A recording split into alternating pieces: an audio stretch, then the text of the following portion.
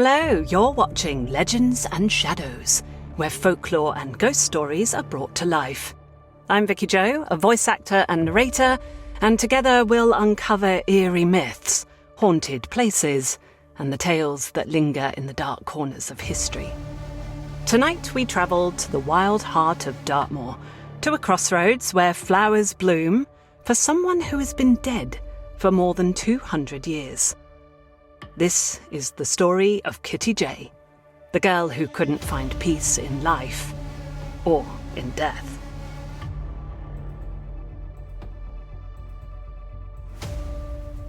Dartmoor has always been a place where stories cling to the mist. The wind moves strangely there, whispering through gorse and heather, over tors and streams, as if it remembers every sorrow that ever touched its soil. And perhaps none is remembered more than that of Mary J, or Kitty J as the legend remembers. A name given, a life forgotten, a spirit that refuses to fade. A child of the poorhouse, Mary J was born in the late 18th century. An orphaned baby, abandoned to the poorhouse in Newton Abbot.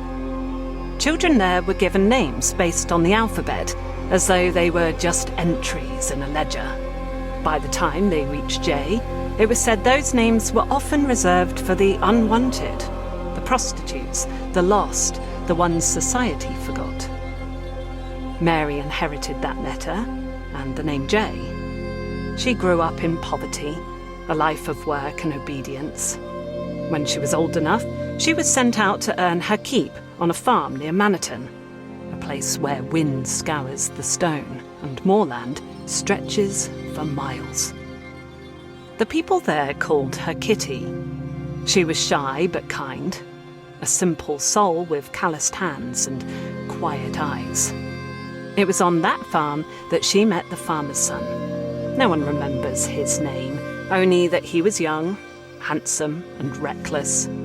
They fell in love, or something that looked like it, and soon Kitty found herself pregnant.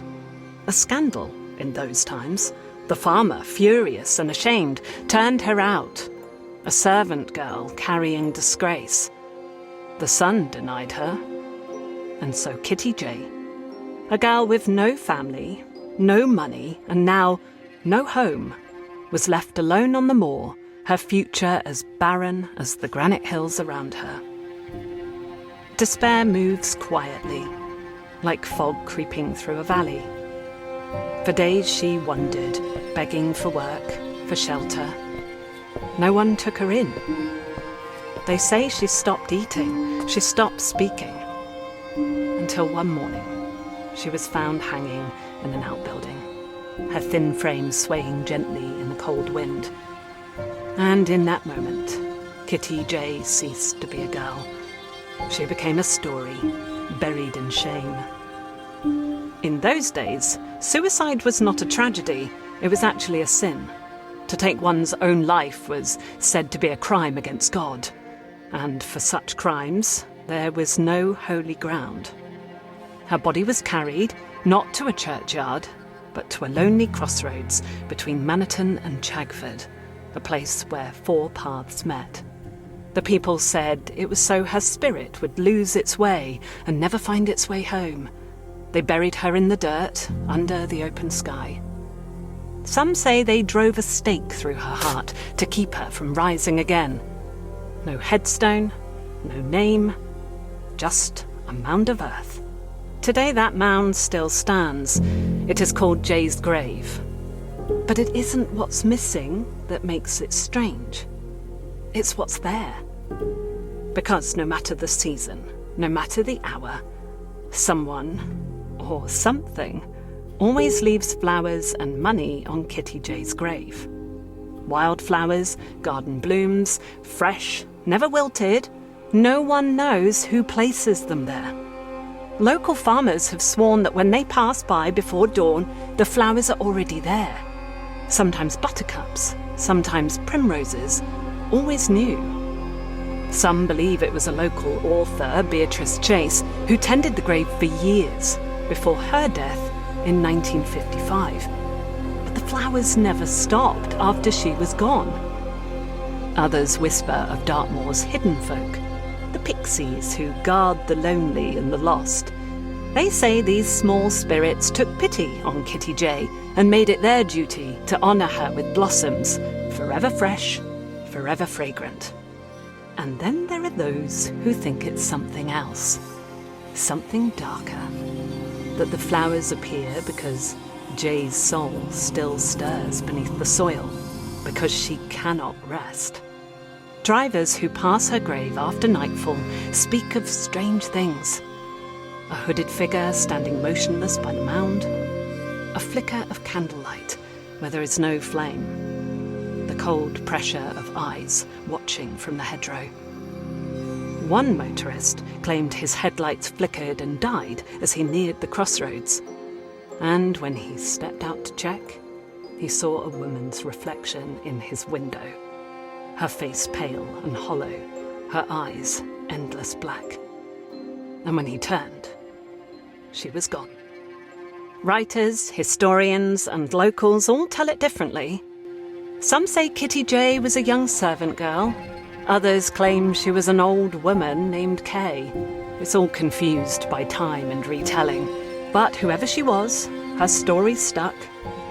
Because Dartmoor remembers its ghosts. And grief, it seems, can cling to the earth like mist. Thick, unyielding, eternal. And if you visit Jay's grave today, you'll find it much as it always was. A small mound, ringed by stones at the edge of a narrow road. And if you linger too long, you might feel that same wind shift, as though it's breathing around you. A soft sigh, a whisper, or perhaps a voice. They say Kitty J still watches from the shadows of the tor, that she waits at the crossroads for those who pity her, or those who dare to forget her.